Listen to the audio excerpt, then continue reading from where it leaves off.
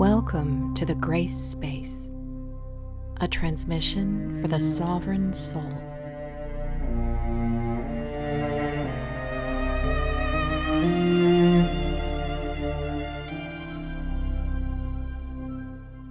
It's such a powerful word and all of its implications to just allow. And again, it comes back to the numero uno target, freeing yourself of judgment, the single greatest roadblock there is to being a great human being, a great actor, a great lawyer. I'm absolutely convinced of it. Yeah. Start there. And then, yeah, and getting yourself to the place of allowing and awe. And it's so easy to say, for me to sit here and say, when I'm not the men and women that I work with who are living unspeakable tragedies. People ask me all the time, how are you able to do what you do day after day after day? Not to say that isn't tough. I mean, if I'm dealing with children, that's always tough. But I live in other people's tragedies, and and my answer is I don't see them as their tragedies. I'm inspired by them. I'm removing my judgment of I'm not literally not seeing somebody as their pain, because if all they were their pain, most of them probably wouldn't even be here talking to me. Hey everyone, real quick before we begin, if this content matters to you, you're warmly invited to subscribe to this channel, to like this video, to leave a comment, or all three. I read all the comments, and your engagement is really important because when you engage, it tells YouTube to push this content out to more people who would find value in it. Now that I understand this, I engage a lot more with the channels that are important to me because I know it really matters. Thanks for listening. Here we go. Hey everybody, welcome back to the Grace Space. Today I am joined by someone who feels like a homecoming, Jessie Wilson. Jessie and I go all the way back to Juilliard. We were there at the same time. We weren't in the same class, but we knew each other back then. And years later, we started communicating again. And what strikes me every time we talk is how much our language overlaps, even though we've walked very different paths to get here. Jesse took his theater training somewhere I bet he didn't expect when he was in school, and that was into prisons across Colorado, co-developing a theater program with inmates and addicts and using masks and the tools of the stage to help people tell the truth of their own stories. It became this huge healing operation. And then that work became the foundation of what he now calls the victim to victor approach. It's a great name. And today, through his business, Tell the Winning Story, he brings that same approach to trial attorneys, and he teaches them how to help their clients be heard, not pitied. And he also works with business leaders and anybody who's looking for personal transformation using the tools of the stage. So in this conversation, we went really deep on the subject of judgment, the judgment that we carry, the judgment that we fear, and the masks that we build to survive it or escape it. And Jesse talks about the difference between performing and being real, and why the word can't can quietly sabotage a story, and why he believes that the tools of the stage aren't really about entertainment at all. And this is the thing that I've been thinking about ever since we talked. He said they're instruments to heal the heart. This is so wonderfully profound and meaningful to me personally because of how my life has come full circle since those days. So without further ado, let's get into it. Jesse, it's really fun to have you here in the Grace Space. Everybody, Jesse and I were at school together at Juilliard. We were there at the same time, not in the same class, but at the same time, right, Jesse? Yeah, that's right. That's absolutely right. So worlds colliding, realities coming together. And I was on your website earlier looking at things, and I'm familiar with your website, but I think it's gotten like even more awesome since the last time I looked at it. I was astonished by how similar our language is. the things that we talk about, Yeah. the what we facilitate for others, it's just incredibly it's so much resonance. And so it's I'm really, really happy. Welcome to the Grace Space. I'm so glad you're here. Thank you, Claire. It's so great to be here. Yeah, I mean, you're one of the few people I know who really took their background in theater and used it in the transformational realm that you're in. I mean, there's a few of us out there, but it's great to actually know somebody where we're cut out of the same cloth and pretty much. No, I don't know what your experience with Juilliard was, but the fact that we were there together. Yeah, it's pretty cool. Yeah. Well, I mean, I loved every minute of it. That was where I wanted to be, and I was just hungry to learn and hungry to, just to get to do that full time for 4 years, and then to move out Yeah. into the business with that background. Yeah. But what has come back over and over and over again in my life is what an apt metaphor the stage is for life itself, and how powerful the teaching tools of the stage are for life. Now, everybody, Jesse has a business called Tell the Winning Story, and you work with lots of lawyers, don't you, Jesse? But you also work with business leaders, and you work with people who are, there for, personal expansion and self-expression, right? That's exactly right. Yeah, about 90% of who I work with, yes, are attorneys. If you would have told me I'd end up working with attorneys 15 something years ago, I would have said you're seriously smoking something. But yeah, business leaders and people in personal transformation and the work began actually uh, after the theater days, being a teacher, but also really primarily the real shift in my life came working with inmates and addicts in prisons across Colorado, co-developing a theater behind bars program. So that, yeah, didn't see that coming either. Wow, I remember you telling me about that. That's amazing. How did this all, I mean, after school, what was your experience like there? I don't think we ever really talked about that. It's funny. I'm incredibly grateful for being at Juilliard. I mean, I really am.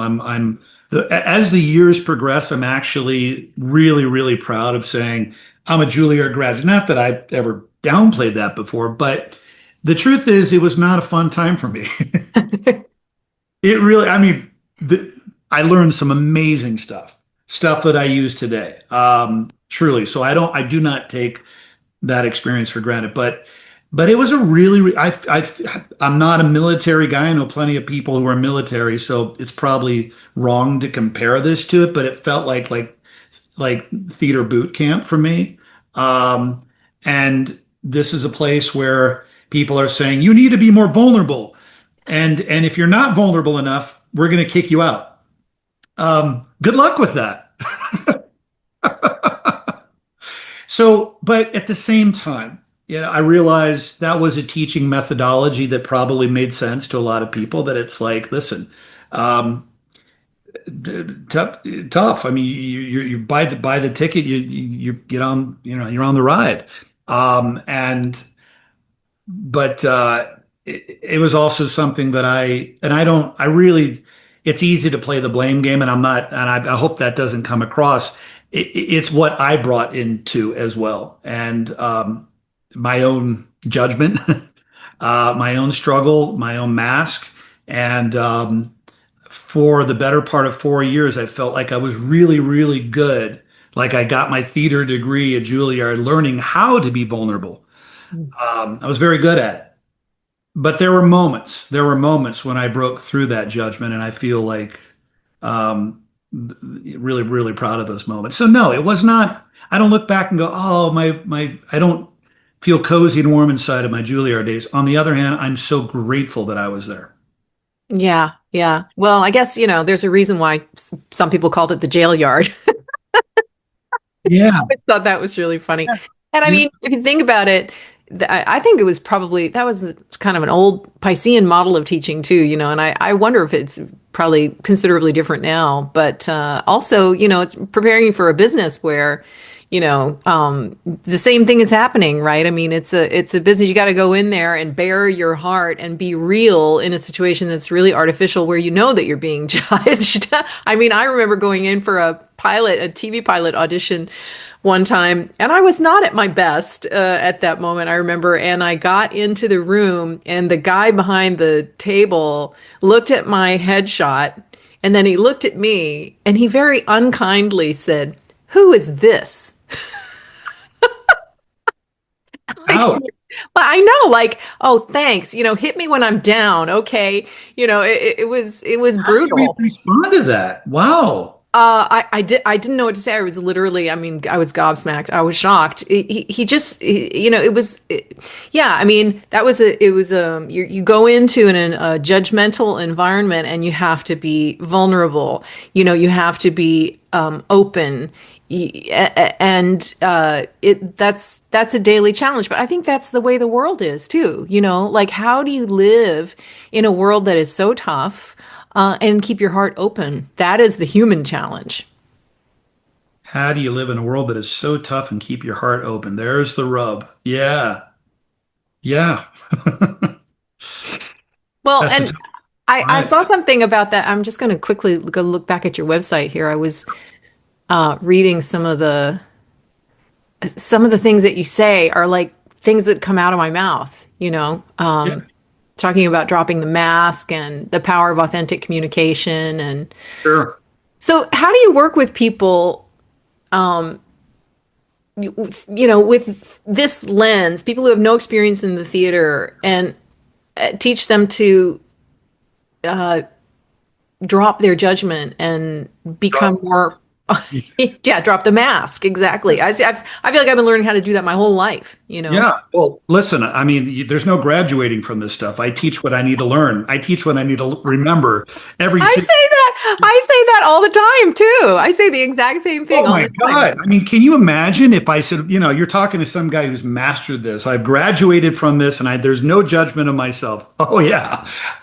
Run, get the hell out of my seminar, get out of my workshop. No, no, absolutely. Um, I'm working with you to remind myself how important this work is for me. But yeah, let's lean on our backgrounds. For me, the experience that I didn't have to wear a mask in, ironically, was math class. Yeah. Um, did you study with Pierre Lefay? Yeah. Yeah, right. Am I pronouncing his right name right? I always get it, Pierre Lefay. Lefebvre. Lefebvre, Lefebvre. But I love that guy. I mean, he was like this. I describe him as he looked like Clarence, the angel from It's a Wonderful Life, and he would kind of lurk up behind you. Oh, yeah, let's make a different choice. Shall we? Oh, well, let me smell that flower. And he would sort of give these little suggestions to discover the character. But then he also would transform himself into these incredibly diverse characters. And then I always joke, the Clarence the Angel became Clarence the Hell's Angel Yes. on a drop of a dime. But that work, mass class, I really felt like I could be myself. I hear that from a lot of people that I've worked with. The mask usually gets two kinds of reactions when you first wear it and look at it. Oh, hell no. There's no way I'm going to put that thing on my face. Or, oh yeah, bring it on, man. I mean, I can't wait to discover this person, this personality, this persona, and people get lost in the mask, and then they'll say, for a brief period of time, I wasn't focused on me, and boy, that is so liberating and so wonderful. That was my experience. I brought in a lot of bag and bag. I mean, listen, I'm no different than any other person on the planet, but I was 18 years old. A good friend of mine had just taken his own life shortly before I went to school. I know. And so, I didn't know how to deal with that kind of trauma. And then yeah, I'm 18 years old, period, dot, full stop. And ego is flying through the roof. And, I want to be Marlon Brando 1 minute and Jack Kerouac the next and every other face on my wall. And then I'm in Pierre's class and I don't have to, nobody has to see this. And I can lose myself in a different character. And I wasn't consciously aware of it at the time, but that's where I got to play with judgment. You see, when we get ourselves to a place where we're playful, where we're curious, when our emotional state is awe rather than trying to bludgeon or pit bull our way into a result in our life, but can get curious with the pain, then true change can exist. So yeah, theater gets a weird rap with a lot of people. You say theater and they run, or they say theater and then they understand that what's behind theater is really about human connection. So when I had the opportunity to work with inmates and addicts in prisons across Colorado, and again, I wasn't looking for that. That was a knock knock, and a guy that I was, or a woman that I was working with, her husband, his name is Dave Fine. This is back when I was working with kids for years, rebuilding my life. Um, about 16, no, more than that, about 20 years ago, roughly in Colorado, I got invited to start working with inmates, and it scared the crap out of me the thought of doing it, and that's why I did it. I always was intrigued with the idea of theater in prison. I mean, I've heard about all these programs that and I just thought I wanted to be a part of that somehow, and I didn't know exactly what that looked like, and then the opportunity came. And so I thought, oh, how was I going to reach them? I'm in maximum security prison.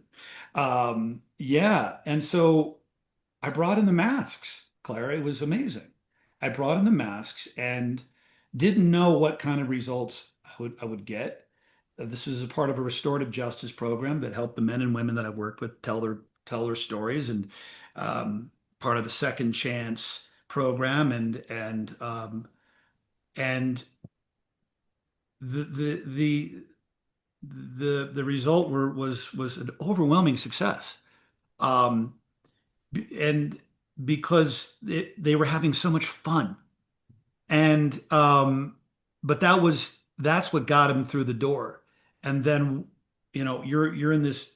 We bring these mirrors into the mat into the workshops. Now you can't bring like glass in there. That's a no-no. So I found this really cool. I can't remember the name of the. And I have it down in my basement. I can't remember the name of the material, but it's beautiful reflective like glass you can kind of bend and manipulate and everything. And so we have that in there. And I've got 20, 30 dudes, and I had ordered all these wonderful masks similar to the masks, the character masks that we worked with, the character and the neutral masks with working with Pierre. And so you've got all these dudes up there, big tatted out dudes, necks out to here, and they're putting on these warped, strange, misshapen, sometimes scary masks. I mean, nobody who's ever, I'm grabbing one right here. Here's an example of one of these, right? Does that bring you back to the good old days? It sure does. Yeah, you bet. And nobody ever wears a mask and says, "Wow, what a lovable, warm uh, mask this is." They're pretty scary. They're off-putting. They're frightening, and that's the purpose. And so part one of this exercise, once you actually put the mask on and you warm up to the mask in your body, you're already immediately removing one of the single greatest roadblocks there is to being a great human being, communicating at your greatest level, and that's judgment. Play, literally play. Find the physicality of the mask in your body. Where does the character live in your body? And so you're starting to move and you're starting to take choices and risks. And you're trying to justify this character with this mask on. Well, that's part one of it. And then and then step two is like, okay, well, who is this person? 99.9% of the time, and no judgment against the people who are doing it. It's an easy thing. It's easy to want to play the villainous, scary, character when you're wearing this mask. And that's fine. You start there. But then part three is then make a choice. Find the redemption. Find something that's actually likable about this character. Find maybe the lovable grandfather or the woman who is listening to music from her childhood or the grandmother who's rocking a baby. When you're wearing this scary, off-putting mask, judgment starts to be removed. The mask starts to disappear. And now you're seeing that something that's likable, something that is playful, something that is redeeming behind something that is so easy to judge. And so let's take a look now. Let's take off the masks and let's talk about what this experience was like. And they do a show and tell, and there's humor but great pathos and empathy is born in this experience. because then the radical shift is okay, now let's take a look at the person looking back at you in the mirror. Let's take a look at this mask, the actual mask there where you carry around from day to day. And so this is where the foundation of the work that I began doing with witnesses were born, and I call it the victim to victor approach. Um, Yeah, tell us more about that. I mean, I know that I've used those terms to describe the shift that we all, it's an archetypal shift that we all go through, isn't it? completely, completely, yeah. So again, knock knock. I'm doing the work in prison, and as you know, this as a teacher, you're trying to supplement your income with everything under the sun. So I was doing workshops and all this stuff. It was all around communication, human connection. And then I get this call saying, "Hey, we need." And this is also from my buddy Dave Fine. He calls me. He goes, "Jesse, I think you might be interested in this." There's a woman that I know. Her name is Kathy Osborne, and she runs a legal conference called 360 Advocacy. And they need a communications expert, a storyteller guy to come up and work with a bunch of lawyers. It's at a conference in Aspen, about 3 hours from where I live. I'm like, well, yeah, I mean, I'll do it, but please tell me I don't have to know anything about the law. I was like my cousin Vinny character, and it was a voir dire conference. I'm like, what the hell is voir dire? What is that? But it turns out this workshop was another major door opener because most of the people were there. And it was a smaller workshop because it was in the middle of this big winter storm. And I think out of 80 people, I think only 20 people were able to arrive at this conference in Aspen. And most of the people there are clients that I still work with today. And not even like, I mean, we're not even into lunch and on our lunch break, and people are coming up to me saying, "I don't know how to tell my client's story." And not only do I not tell my client's story, I realize I've been telling it in a completely wrong way.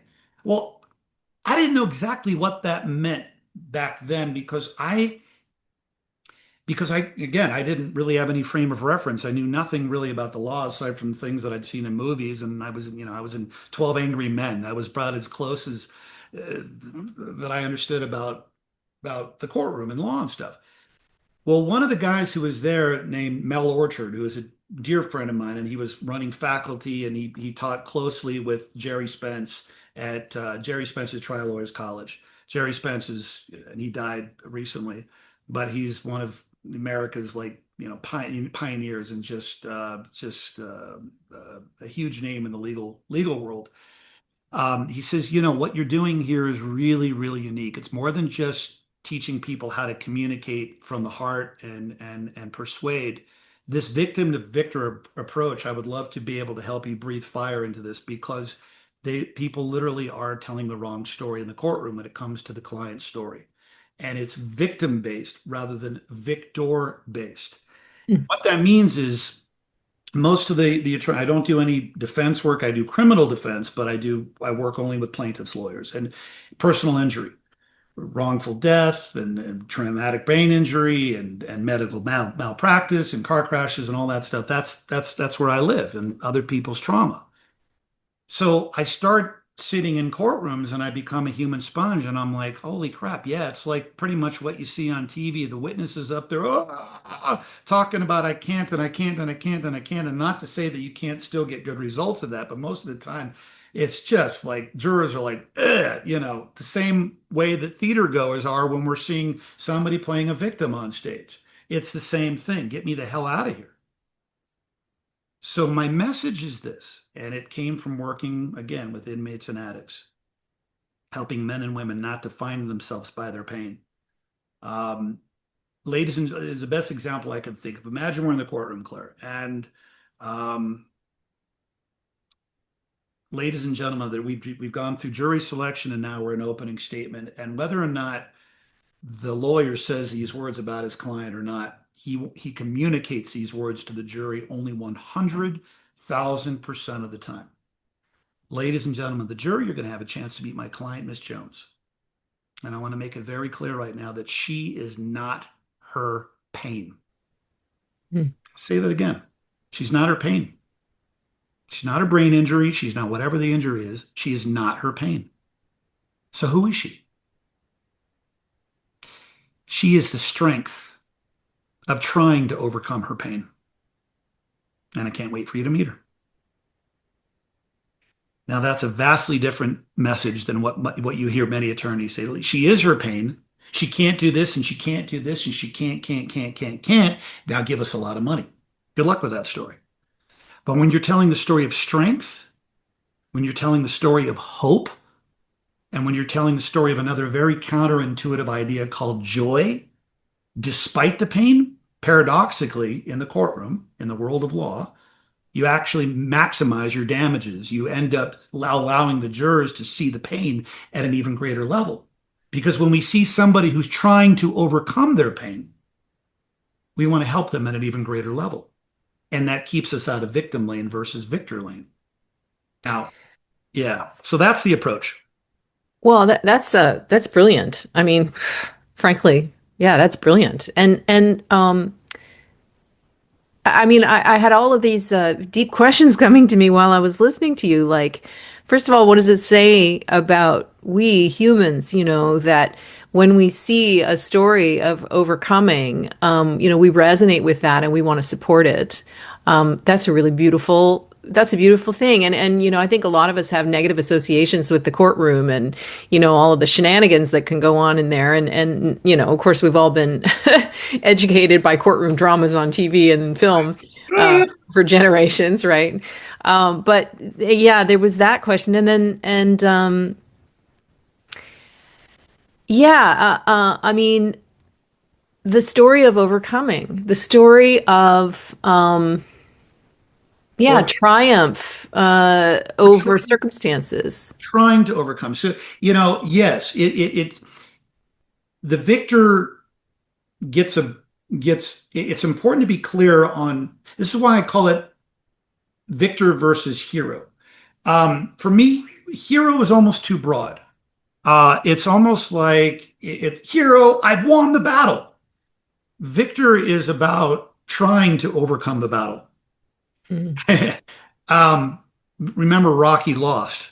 It's show me a man or a woman who's trying to overcome their pain, and I want to give you everything. Versus, hey, listen, I'm great. I'm wonderful with the man in the mirror. Yeah, fantastic. Well, all right. Well, if I'm a juror, what the hell do I need your hope for? Your help for?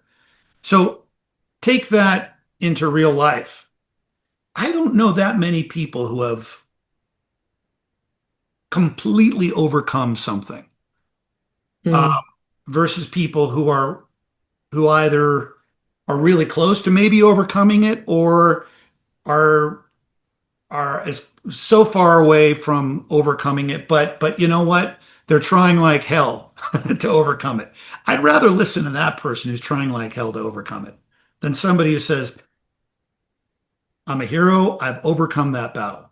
Now there are some things that are great to say, I'm a victor of. I don't, this is Jesse. I'm over 25 years recovery of a drug that damn nearly took my own life. So I'm not trying to overcome that. I've overcome that. I wouldn't go back to that life if I don't care what you dangled in front of me. However, there are certain things that led to that addiction that I haven't overcome, that I'm working like hell to let go of, and I may not ever get there. Well, this is why I love what you said about, teaching what it is you need to learn. I say this all the time too, I mean, I think that's why I've created so many programs because I'm trying to teach myself like, okay, I know what am I working on overcoming now? What am I working on dissolving now? What am I working on trying to gain a deeper understanding of now? And then I create a program around it and I start teaching it to all of my students and clients. And that's how I learn too, and so I love that position of, not putting yourself above anybody else. There's no hierarchy here. This is the human experience, and we're here to help each other out. We're here to reflect something to one another, and It's very heartening to hear that, your way of repositioning people's stories, it actually is validated in the courtroom, and backed up by rewards, Absolutely. I wouldn't have expected that, but it makes sense now. Yeah, well, it's a word that I tell witnesses never to say is the word can't. Mm. And I make it very clear, listen, I'm not minimizing your pain. Obviously, you're here because there are certain things you can't do. And other people could say, she can't do that or he cannot do that. But can't is a victim word. Say it's hard for me to, or it's difficult for me to, but the word can't should be like battery acid on the witness's mouth because the jurors are just waiting for confirmation bias. Oh, here we go. Here comes the victim story. Here comes the sympathy story. Here comes the poor me story. Now it's jackpot justice litigation lottery. Now it's a freaking money grab. So it's hard for me to. It's difficult for me to. It's some days. There was a woman I worked with recently. She goes, "Here we go. I'm on the struggle bus." And I stole this from another woman. I got it, and I wish I came up with it. She said during prep session, she goes, Jesse, there is one time you can say can't. I'm like, really? What? I can't give up. I'm like, yeah, there you go. There, there. Give me some Well, numbers. Exactly it. Yeah. another word that you use a lot and that I saw all over your website was the word authenticity and authentic communication. What Yeah. does that mean to you? How are you teaching that? The word authentic, I think everybody thinks they understand what it means and it sounds great. It's like, yeah, just be real. I mean, just be real. I mean, show me what being real is. But it's like, listen, Clara, I mean, how did you ever have an acting teacher that said to you, "God, just make me feel," or just be real up there? What the hell do you do with that? Well, you can't be real if you're not real with yourself. I mean, that's the big thing I discovered was it's easy to say to somebody, just be yourself, just be yourself. But for a lot of people, that's a tall order. They don't feel comfortable with themselves. They don't feel good in their own skin. What is yourself? What is Yeah. being real? The word performance gets a real bad rap. It does. There are negative connotations to it and positive connotations to it. And I'm not ignoring your question. We're going to come back to like what authentic communication actually means. But the word performance. So, I mean, if I'm talking about Michael Jordan or if I'm talking about an athlete, you say peak performance. You say, oh, the performance on the courtroom or the performance on the field, the performance on the ice. And we don't question it. We're like, yeah, okay, that's it, right? So we know that they are athleticism and mind, body, spirit of being a great athlete at their absolute best. But you say performance in the courtroom, or I was going to say performance. I was well, I was Go going ahead. performance at home, but then there's performance in the bedroom, but that gets a whole, right. But so that was like, well, yeah, but in my world, where 90% of who I work with is the courtroom, performance gets a really negative connotation. Performance. No, there's no performance. Absolutely. This is not about being performative. This is not about a dog and pony show. And I get a lot of pushback in workshops and seminars. Lawyers are paying me a lot of money just to come and argue with me. I'm like, all right, That's let's. what they'd love to do. I mean, it's what they do, right? How often? Maybe you've heard this too in your work. What you see is what you get. I'm the real deal. What you see is what you get. Okay, you're losing cases. Your jurors are rolling their eyes at you. Your trial team thinks that you are going the wrong direction. Your marriage has fallen apart. So, okay, what you see is what you get. Do you think you might want to maybe think about a different role? And I lean on this word role. Well, you can call it blobbity cuckoo poo. If the word performance is off-putting to you, if you associate that with da da da, theatrics and being wearing a mask, fine. But you're still in a performance, whether you like it or not. It's how you're showing up. Mm. And when you're in an environment where there's nothing normal or natural about being in a courtroom. Nothing normal or natural about being a lawyer in front of 12 jurors like that. Nothing normal or natural to have a man or a woman, their lives completely turned around. They're on a witness stand. You got 12 jurors in this cold box called a courtroom looking at them. And the lawyer, 5 minutes before you go on, says, I need you to go up there and just be real. Just speak from your heart. Good luck with that. There's nothing normal or natural about a boardroom presentation, a TED talk. Anytime there's people sitting in front of, there's nothing normal or natural about the theater. Nothing. You've got to find a way of making it a little bit more normal, a little bit more natural, finding the ease within the dis-ease. And that means cultivating a role that becomes true to you. There's less than 1% of people I know who can just stand up and be like, hey, what you see is what you get. And everybody would agree with them. Yeah, you're real. Um, so authentic communication. Yes, of course, the goal is to be real. But the thing that makes authentic communication, there are so many different um, tools and tricks of the trade, how to stand and what to do with your eyes and pitch, tone, voice, and raising your energy and dropping your energy, and not to say that that isn't valuable stuff, but it's all cosmetic, in my opinion. It's all absolute surface stuff if you haven't hit the primary target of what makes authentic communication. What is that essential piece? And for me, it's the ability to remove judgment. And it goes, I try to keep the work that I do with people really, really simple, but it goes back to the theater, Claire.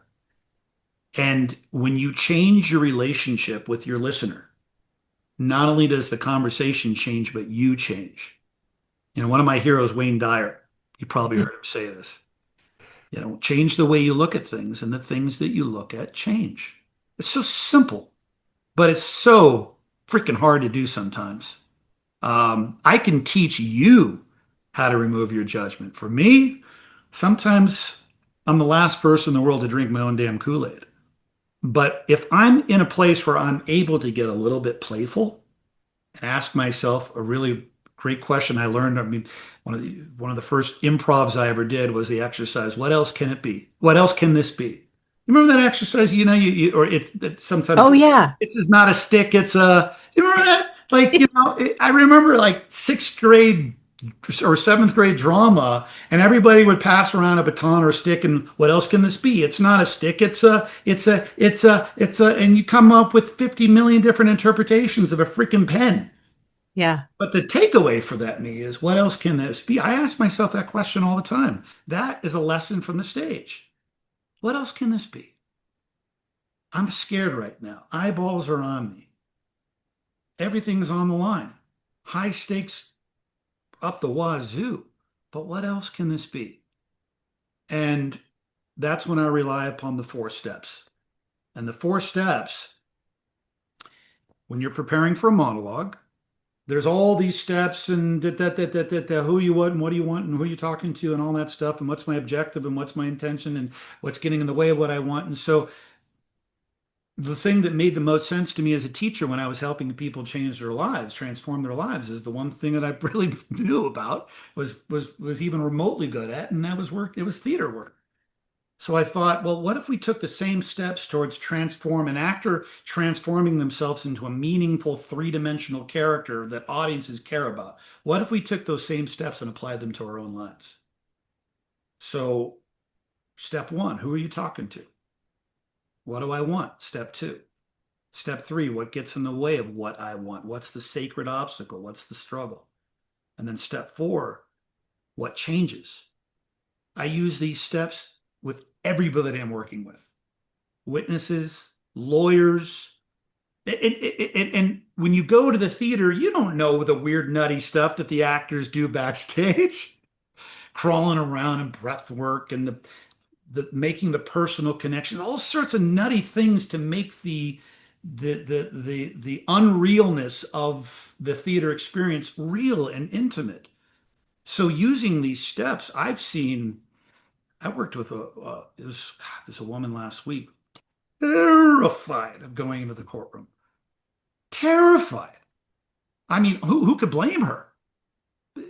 Public speaking, first of all, is next to death and dying. I'm telling you what you already know, right? Is most people's top fear. And then now you have a witness who's the other side. Their whole thing their whole existence is about discrediting the other person and surveillance videos and saying the reason why she looks fine, ladies and gentlemen, is because she is fine. And the trauma of judgment, and now you want her to be real. So how do you do that? Breath work, memorize this line. Let's work on your pitch and your eye. The hell is that going to do in that kind of environment where you're freaking being eaten alive by eyeballs? Yeah. This woman shifted and changed her relationship to her listeners. She imagined that she was talking to her dead sister. Okay. And if she needed to inspire her dead sister, dead sister is going through a really tough time. And imagine this all came from the woman I was working with. I call her Sally. And Sally imagined that she was talking to her dead sister, and her whole thing was about how can I inspire her? So step one, who am I talking to? I'm talking to my sister, Edie. What do I want? I want to inspire Edie. I want to let her know if I can do this, so can you. Edie, we found out, and jurors never heard about this, didn't need to because it had no real relevancy to who she was. But her own internal work, we learned that Edie had taken her own life on a very, very similar path to where this witness was going because of her injury. If I can do this, you can do this. This is a conversation that would inspire Edie. What gets in the way of what I want? Step three, Edie's not listening to me. Edie's shutting me down. Edie was very sarcastic, and she would like, yeah, save me the Hallmark card. You're not, yeah, whatever. Get out of my face. Sally imagined that struggle. She made it real for herself. And then step four, what changes? Son of a bitch, actually, like my sister's listening to me. She imagined herself talking to her sister. So all the eyeballs on her was her sister. That was the jury. We got a great result. And the woman texted me back after I said, how'd it go? She goes, my sister was happy. This Yeah. is amazing. It makes total sense, to use imaginary circumstances to influence yourself, your physiological state, to calm down, to be able to open up, I mean, it makes total sense to do that in a courtroom environment, although I had never thought about it before. And I'm finding, because I think, last time we talked, Jesse, I was telling you how I feel like I'm coming full circle in my coaching work. I've got, like, I'm working with a bunch of actors and people who want to learn acting skills, and what I'm finding, it is so profound and multidimensional, because the paradox is, as you said, you're in a completely unnatural situation, an unnatural environment, and you're trying to find what's real and human and allow it to be seen without, without playing at it, without performing it in the negative sense of the word, in unnatural circumstances. And I find myself inevitably, with every student that I'm working with in this capacity, back to my coaching roots, it's back to the deep spiritual work of, what we learn to do, to forgive ourselves, right? Remove judgment, as you would say, so that we can be comfortable in our own skin, so that the presence that we are can radiate through naturally.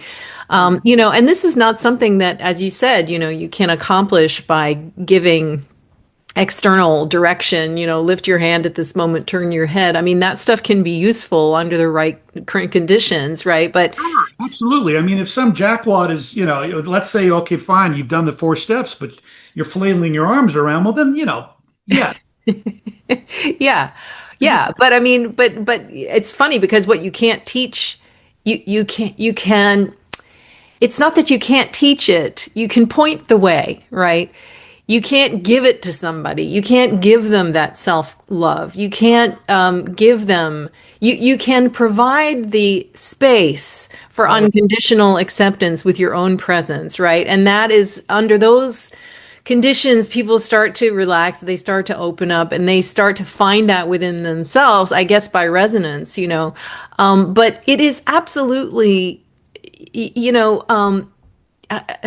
forgive me as I struggle to articulate this, but you know, in my younger days as an actor, I was always wanting to get to the truth of things. I was always wanting to find that, you know, the what was real and what was authentic and what was emotionally true, you know, in any given circumstances, no matter what the part was, no matter whether it was film or television, no matter if it was, you know, elevated language, and you know, no matter what the requirements were. But I think because I was young and because there was so much of my own stuff that I hadn't dealt with, that I had not metabolized, that I had not alchemized in the fire of transformation, that I couldn't really deeply accept myself. And so there's something that always hampers, you know, it's in the way of, it's that self-judgment, right? That unconscious guilt and stuff like that that gets in the way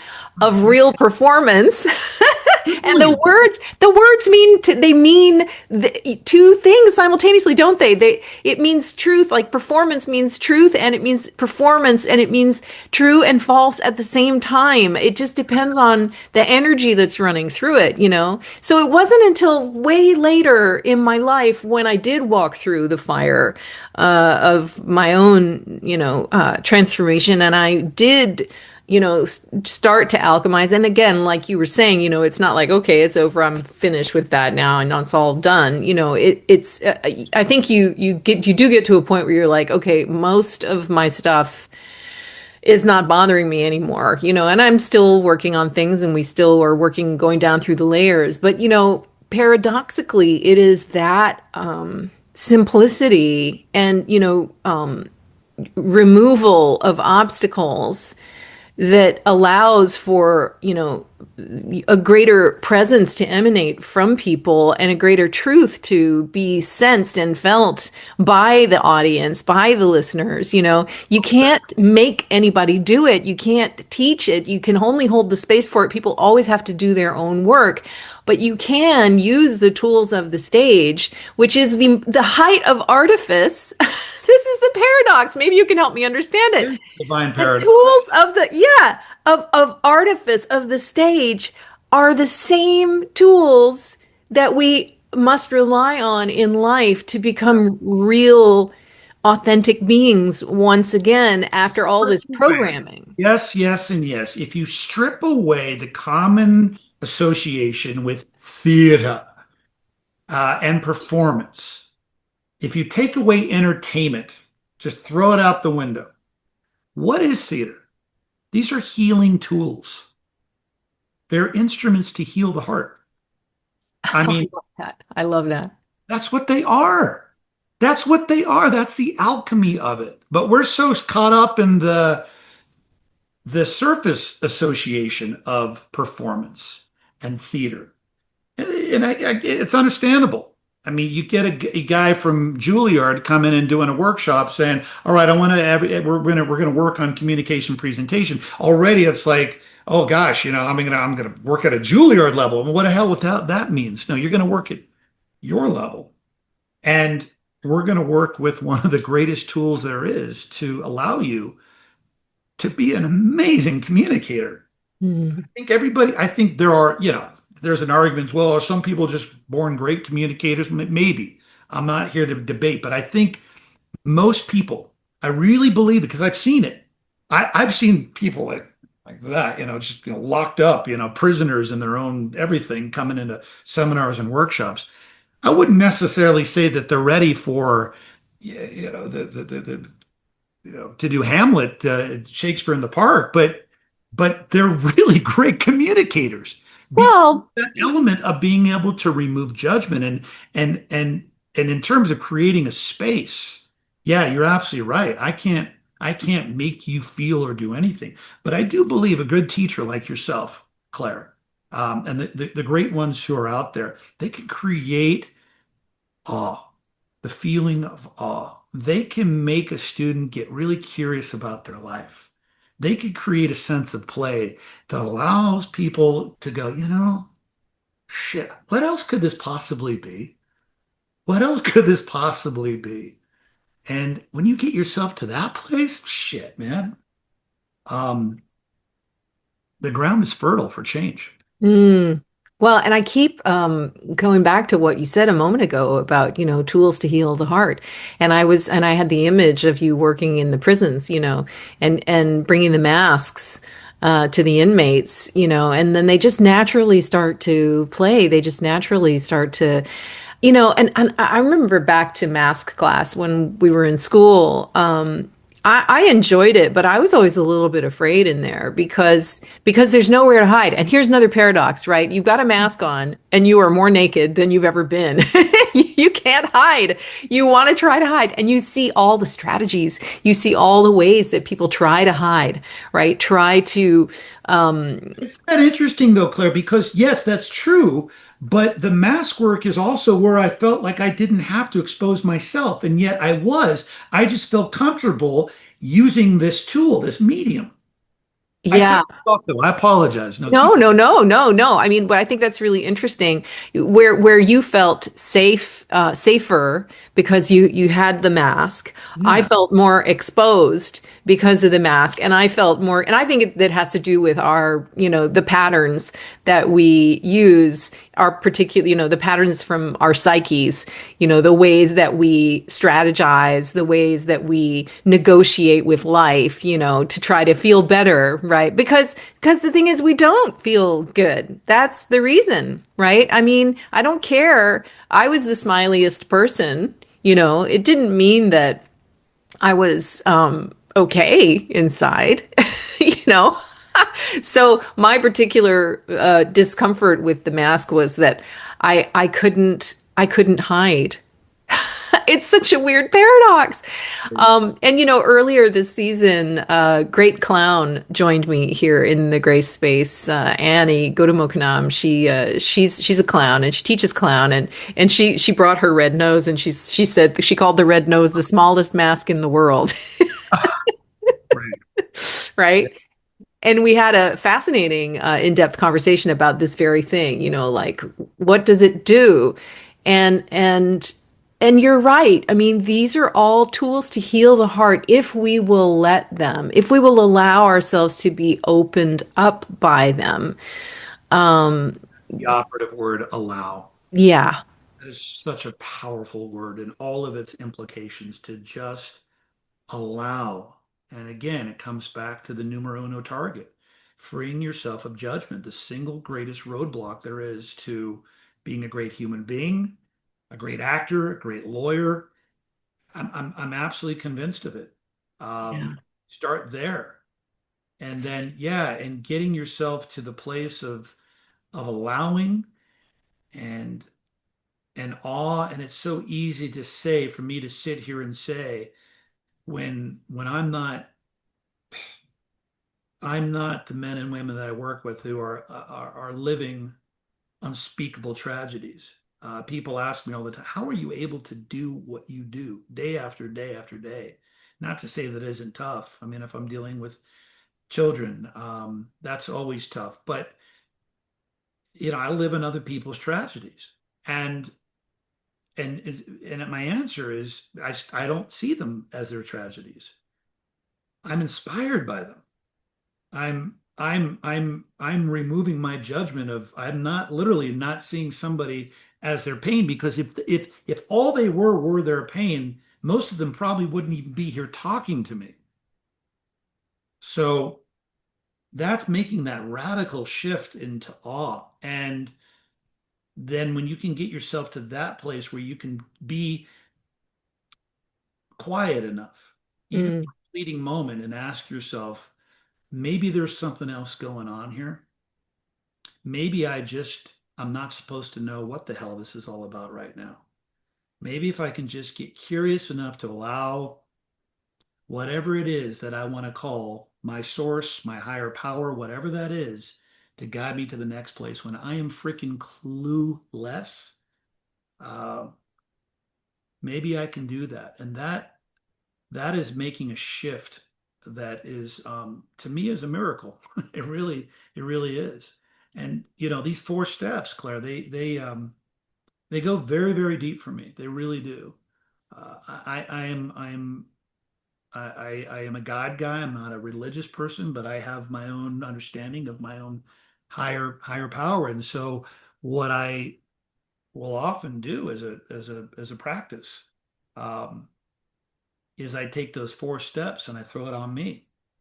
And I imagine this was an exercise that I actually started doing with when I was working with therapists a while ago, helping them help their clients tell their stories. And I'll take those four steps and I'm imagining that I'm my higher power. I am Jesse's higher power. Who am I talking to? I'm talking to Jesse. What do I want? I want him to get his head out of his ass. Remember who he is. Just remember who you are. What's getting in the way of what I want? Well, he's not listening to me. He's trying to run the show. He's trying to produce a result. He's trying to be clever. What changes? He actually listens to me. He remembers who he is. It's a really interesting way to tap into your higher guidance. I find myself doing the same thing, talking to myself. If I get into a tough spot inside my mind, I started doing that. I started talking myself through it. And yeah, having a bit of a dialogue. I can see how that would be very, very useful. Yeah, because what I'm doing is, and I've heard the art, well, you could justify anything if you're pretending it's God talking to you. Well, yeah, sure. Maybe run it by a closed-mouthed, understanding friend. But it is what you're doing. The goal is to be able to have a dialogue with your pain, to Yeah. get curious with your pain, to rewire your brain around the pain. I'm Mm. just getting curious. Forget about having a solution. Just getting curious with it. Uh, Yeah. And Yeah. again, so easy. This is why I teach what I need to learn. Uh, this work requires radical humility, which means you got to be teachable. I could sit here and then 2 seconds after I'm off the podcast, just life takes a cosmic dump on me.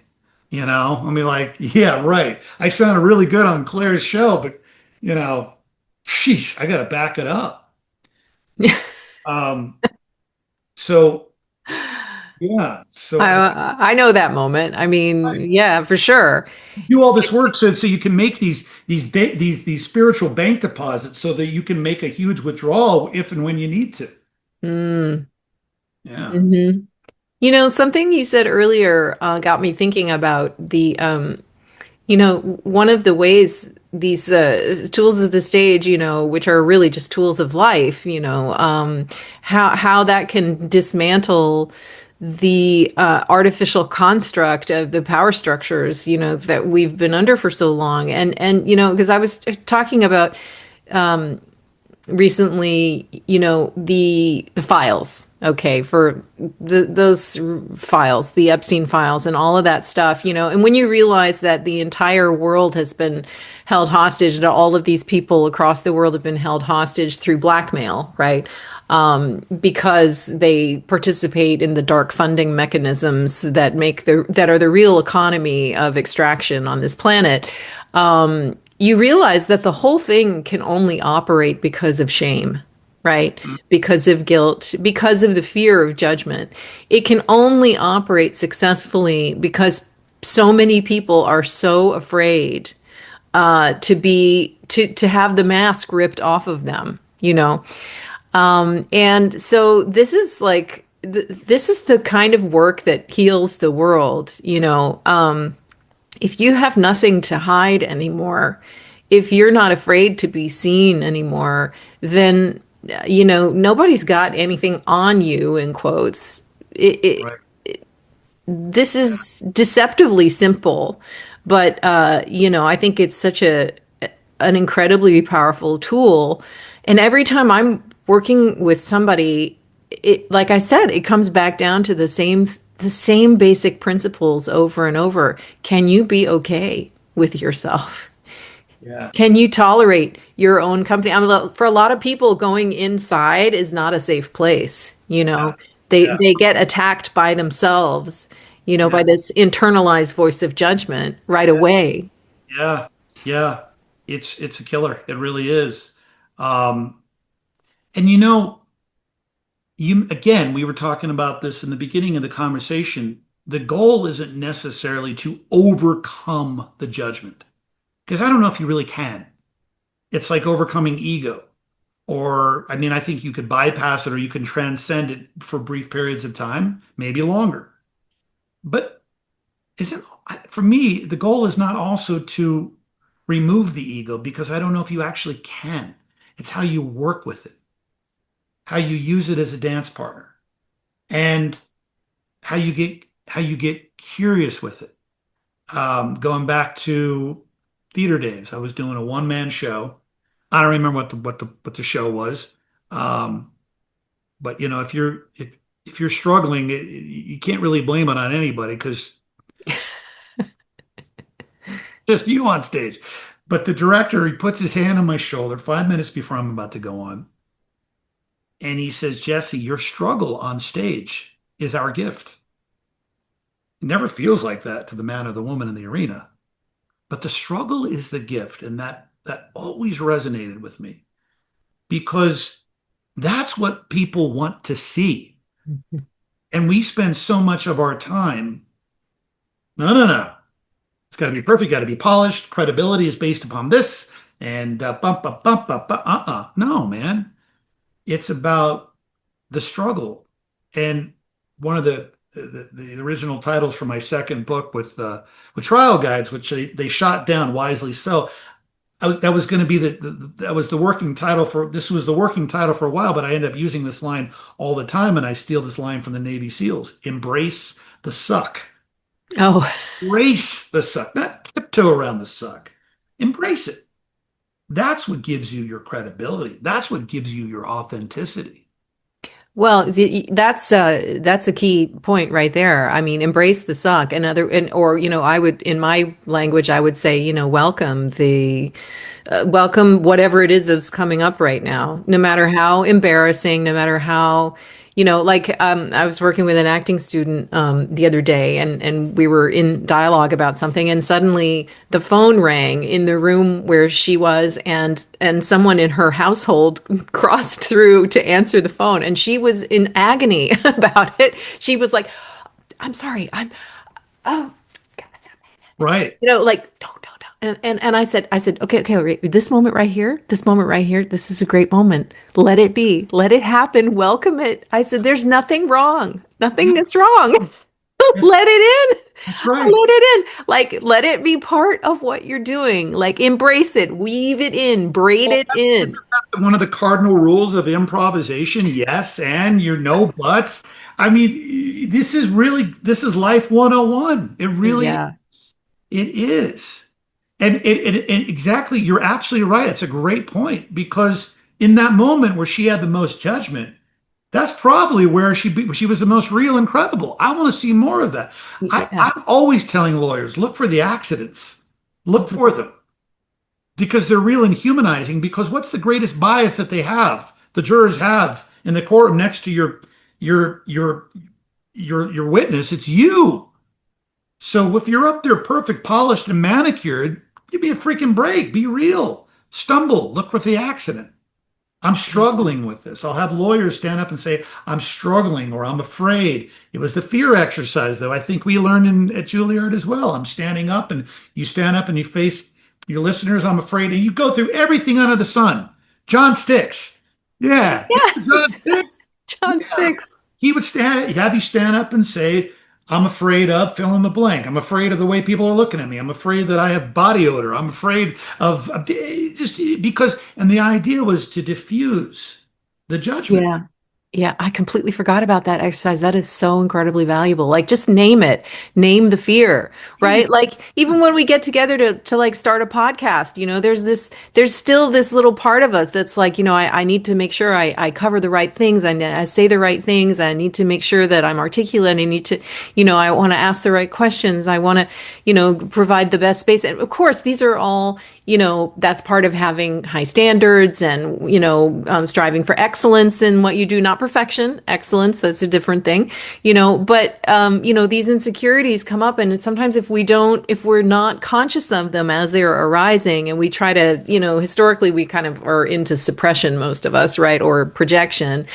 But if we, have enough awareness and enough consciousness to embrace the suck, to welcome these things as they're coming up, they can actually enliven the experience, make us more alive, right? And What then if people your relate to that. expertise was what if your expertise was based upon your imperfections? What if that was a requirement? Imagine if that's what you learned like at an early age. Listen, if you want to go out there, you've got to stumble, you've got to fail, and you've got to let people in on it. And if that just became the accepted practice of great communication and authenticity, Well, let's I decree that mean, it is so. Decree that it is so, Jesse. I agree that it is so, and so it is. But listen, I tell this to people all the time. This is like my line, and I try to back it up. Not just with lawyers, but because 90% of who I work with are attorneys and witnesses. Every workshop you go to, if you even stuck your pinky toe in theater, it's a theater experience. I use the lessons of the stage to be able to do the work that we need to do to get the big verdicts in the courtroom. I say that this is my line, and I say at the beginning of the workshop when people go, God, it sounds good, but what the hell does that mean and even look like? And hopefully at the end of the workshop, I say it again. They're like, oh yeah, Mm. holy crap, I really, really get what you're saying now, dude. The theater is a safe place to be dangerous. The courtroom is a dangerous place to be safe because your credibility is not based upon being careful. No, sirree. Just the opposite. Because the jurors are going to think you're either full of it or not. You know that you could put on your best case and you can workshop it and focus group it and hire all the weirdo experts like me under the sun and still get defensed. You know this. I'm not telling any lawyer what they don't already know. But so if that's the case, if that's the truth, if that's the reality, then why would you want to spend a second being careful? But you don't have to be a lawyer to live like this. You don't. Exactly. That's what I was going to say. No. This is for all of us. All the world's a freaking stage. What are we doing on it? No more evident than now, right? This is, I think this is a very liberating message for everyone right now. The world is a dangerous place to be safe, right? Nothing is what it seems. Nothing is what it has appeared to be. We've been on stage. The world is, in fact, a stage. And Yeah. all the men and women merely players, all the people that you see out there, on screens and on the world stage, they are literally players. And we've got nothing to lose, right? Because most people have already, lost everything in Yeah. a way, and so it's a dangerous place to be safe now. You can't be safe anymore. You won't be safe anymore. The only way to be safe is to totally surrender your sovereignty, and that's a false safety because it doesn't work, right? We are compelled now to step into our power, to step into our true nature, which is sovereign. And that simply means that you're already enough as you are. You don't have to justify your existence. You didn't come here to be born on this planet so that you could get a job and work and pay for things. That is a totally artificial construct. And we're here to remember who we are, and part of remembering who you are is letting go of all of those obstacles, all of those judgments, all of those false selves that are masquerading as you. I would only amend that to instead of letting go, I would use those obstacles. I would use those struggles. I would dialogue with them. And then in the process, paradoxically, they may magically just go away on their own. Yes, I think that's a very valid way of looking at it. And that is what the alchemization process is. It has to come up, right? When you don't, you can't let it go if you haven't let it come up, right? You can't let it go if you haven't been able to see it and work with it in front of you. If you're afraid to be in the same space as it, you can't let it go, right? It has to come up. It has to present itself as the adversary, as the whatever, role it's playing, whatever mask it's wearing. But yes, precisely what you said. And I lean on a lot of the language in recovery and whatever ideas that people have about recovery, taking the debate out of it. But in the 12 steps, you've got the sixth step, which is all about removing these defects of character. And Mm, they're the the white knuckling, bludgeoning yourself approach doesn't work for a lot of people. It might work for other. I've got to remove this. I've got to remove this. I got to remove this. This is killing my relationships, mainly with the man or the woman in the mirror. And I got it. Well, okay. Good luck with that. Or trust in a power that is greater than yourself to help you uh, remove these roadblocks when they're ready to be removed. And how I interpret that is, well, maybe we can just get curious with them. Maybe they're not supposed to go away. Maybe this thing that I want to just rip out of me because it's hurting other people, well, yeah, sure. If it's hurting other people, if it's physically creating harm or creating such a toxic thing, yeah, of course you want to have it be removed, but maybe look at it in a different lens and maybe it's not something that needs to just be ripped out of you like a freaking boil. That's judgment. That's judgment. yeah, absolutely. And what you resist persists, and what you fight against, fights harder back at you. So, that's not going to work, right? There is a kind of dissolution that happens when your own space becomes vast enough to compass everything that's in there, and you realize, whether you call it a higher power, or your inner being, or whatever it is, it is Whatever that capable. is, right? Yeah, it is capable of metabolizing anything at all. And if yeah, if you're willing to like let it in the room with you, and you realize you're not going to die, you can actually feel it, sense it, let it be activated in your body. That's another thing I noticed about your language is that is very much rooted in embodiment too. So, yeah, then the monster, the thing that looks so monstrous, transforms, and with the ego we were talking about. Yeah, the ego as an interface, it's an interface with reality, and it doesn't have to, if you don't know anything else beyond it, if you think that's what you are, then it's a problem. But if you know that's not what you are, it's not a problem anymore, and you kind of get to keep it as a pet. Just said when you know that that's not what you are. Yeah, yeah. I hear that from a lot of people. I don't have any idea who the heck I am, but I know what I'm not. Yes. I know what I'm not. And I know we're getting close to wrapping it up here, but if we come back to the mask work, there's full circle back to early days at the Juilliard. Um, uh, Working with Pierre, there was the character mask, and then there's the neutral mask. Mm. The mask that, and this is obviously not the kind we worked with, but this is just a $3 party mask. I got people all over the country wearing these damn things.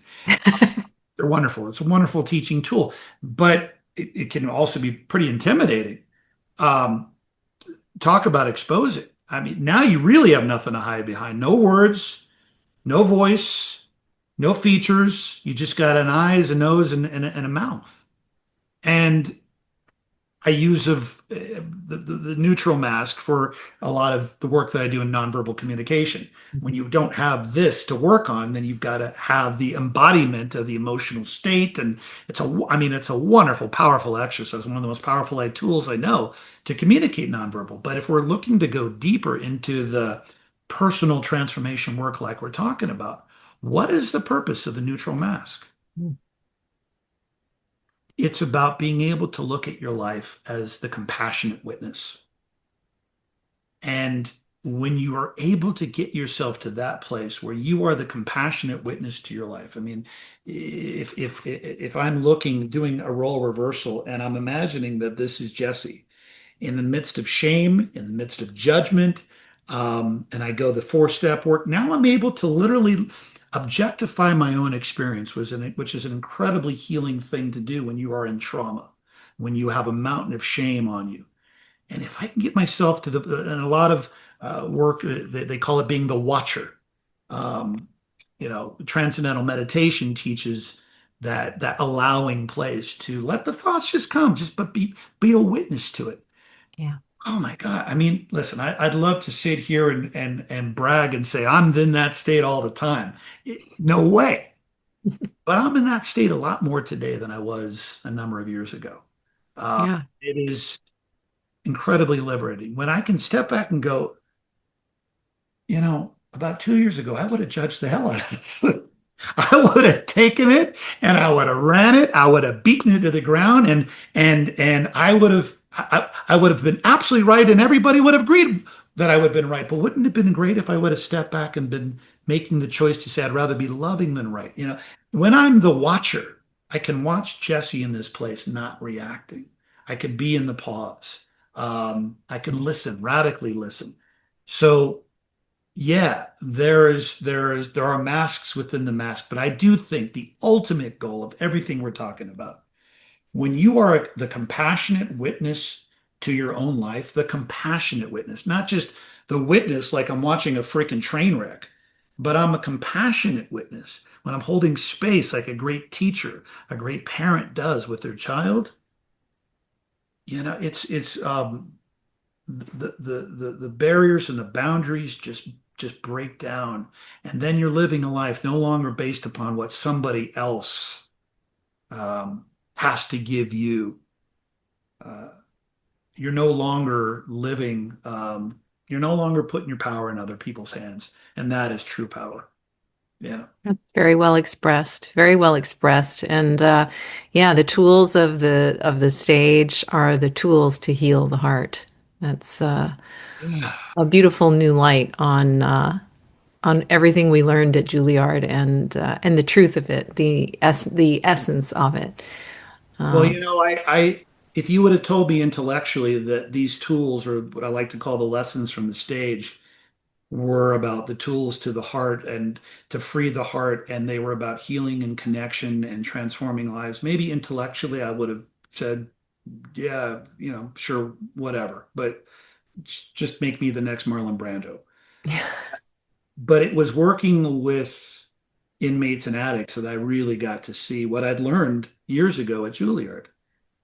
Now in the hands of people who could care less about acting and Juilliard and glitz and the glam and Holly and Academy Awards. They were broken, they were in pain, and something needed to change in their life yesterday. And then I went, oh my God, the reality is I'm a student to this stuff. I had no idea how deep this work actually really went. Because it is absolutely about human connection. wow, Jesse, thank you so much. I know we're both on a schedule today, but it's been really a joy to have you here and to talk shop. Thank you for helping for allowing me to be in your space, your gray space. This is a Uh, well, it was a real pleasure. Well, I know we'll talk again soon, and I'll say goodbye for now. thank you. Oh, thanks, Jesse. That conversation had so many quotes in it that I want to tattoo somewhere. Like, she is not her pain, and embrace the suck.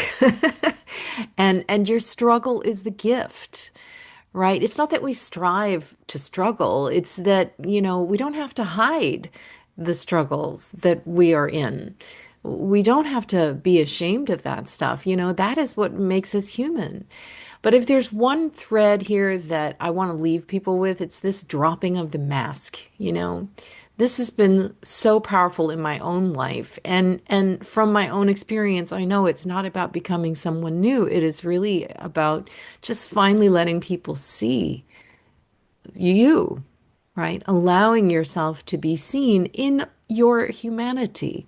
It doesn't have to be perfect, right? That is how we feel connected to one another, when we see that struggle, when we all have things to overcome, right? I mean, we all have things to metabolize, to alchemize. So Jesse's work reminds us that judgment, the fear of it, the weight of it is often, the only thing that's standing between us and the truth that we're capable of telling, of being. And, whether you're standing in front of a jury or an audience or just standing in front of the mirror, it's the same invitation, which is to stop performing the victim, right, of your story, and to start showing up as the person who is endeavoring,